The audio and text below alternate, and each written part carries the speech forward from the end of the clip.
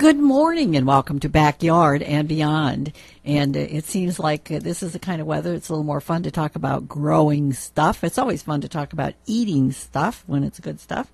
But last Friday, Bethany Rogers with Healthy Cass County and I talked a little bit about the Sprouts program, which is connected to growing and cooking up family fun. So I thought maybe we should talk just a little more about the background of that.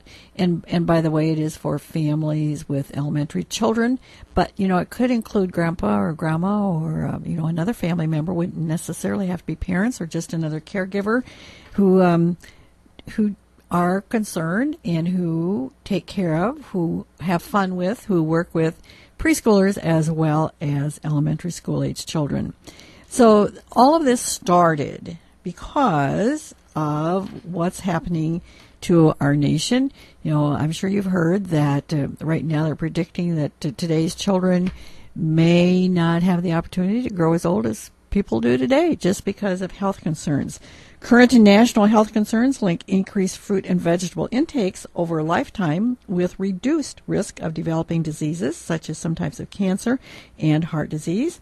Eating fruits and vegetables is also linked to a healthy body weight and is one dietary strategy to help reduce rates of obesity.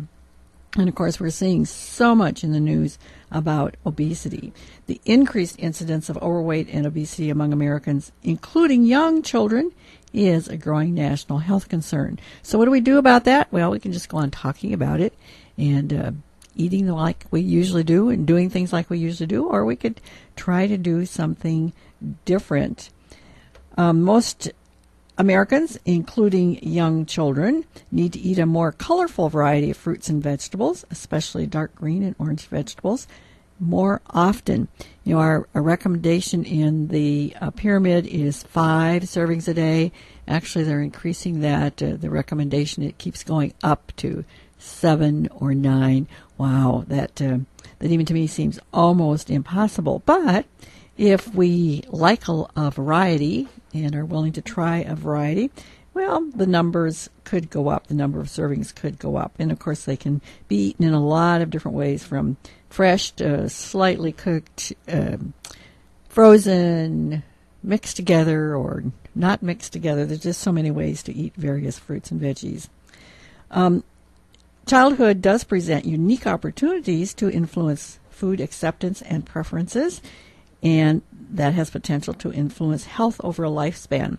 Think back to when you were growing up. What foods did you like? What foods did you absolutely not like?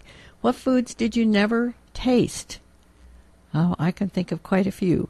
I don't think that when I was growing up we ever had cauliflower in our home. It's corn, beans, peas, the things that we could grow or were readily available. Probably cauliflower and broccoli were not on our tables when we were growing up. So what about you? And if you're never exposed to something, hey, why would you think you might like it? Or how do you decide you don't like it? Well, for a lot of us, it takes some exposure, it takes some trials, it takes some trying things presented in different ways. And for children, and I was trying to research the numbers and haven't been able to find it right this minute, but for children, and maybe for the rest of us too, if you haven't been exposed to something, think about when you first tried that food. How many times did you have to see it? How many times did you have the opportunity to try tasting it? And how was it presented when you tried tasting it? And maybe you even tried it several different ways. I remember the first time I ate spinach because I had always had spinach cooked up out of a can, and that is not appealing to me to this day. But the first time I tasted a fresh spinach salad, I thought, hey, this spinach is okay. And, of course, it had some other things mixed with it, some nice dressing on it. I can't remember if it had the hard-cooked eggs, the bacon, some of those kinds of things. But it was mostly that spinach. So we, again, all of us, but especially young children, need to see it, need to try it. And with kids, sometimes they have to pick it up and feel it, before they would even consider taking a bite of it. But the thing that can influence children, and maybe the rest of us too, to try something is to have some ownership of it. And that's where the growing comes in. When kids, and I keep saying kids, but maybe it applies to adults too, actually grow a vegetable, then they have ownership in it, and hey, this is mine. I want to try it. I want to see what it tastes like, and say, oh, hey, this tastes pretty good. And in addition, of course, those fresh things usually have great flavor, and that could be a new experience too. As we think about children, how do they learn? And again, how did we learn when we were children? Well, it was what the adults around us provided, the experiences that were provided. And some research in the past says it's, even though the woman may do more of the cooking, and I know that's changing a lot, but when women did more cooking, the person who had the most influence of what was fed at home was the man in the household. So without even knowing about it, the man didn't do the shopping, the man didn't do the cooking, but they still had the greatest influence in terms of what was served. Now, as I said, I know that as the world has changed, many more men are doing most of the cooking, and so they have an even greater influence about what is served at their homes. Well, there are so many things that can be learned by growing food that it just almost boggles my mind to think about all of the things that kids can learn. First of all, it's taking responsibility to take care of that seed or that plant that went into the ground, seeing it grow, knowing that it has to be watered, perhaps weeded, perhaps fertilized, depends on how you're doing this experience, how you're growing things. But just learning that, hey, it does take some responsibility. And for some kids, it's learning where that food comes from. Even in Cass County, where we think all the food comes from where we're growing it locally, there are people who don't know how something grows. Does it grow on top of the ground? Is what we eat harvested from under the ground? What do we have to do from the time that it's harvested to the time we might want to eat it? We just don't know because we haven't had those experiences. Well, also for kids, of course, there's the motor skills as they help prepare food. There can be things related to counting how many seeds should go in the ground of a certain kind of seed. How many inches does it have to be before you do a little pruning? A lot of motor skills involved with that pruning, if that is involved with a plant. Just so many different things that can be learned by growing. Now, you've heard me talk over the last couple weeks that it doesn't mean you have to go out and cultivate up your lawn and spend hours and hours, all your free time, taking care of a garden. It could be as simple as a bucket.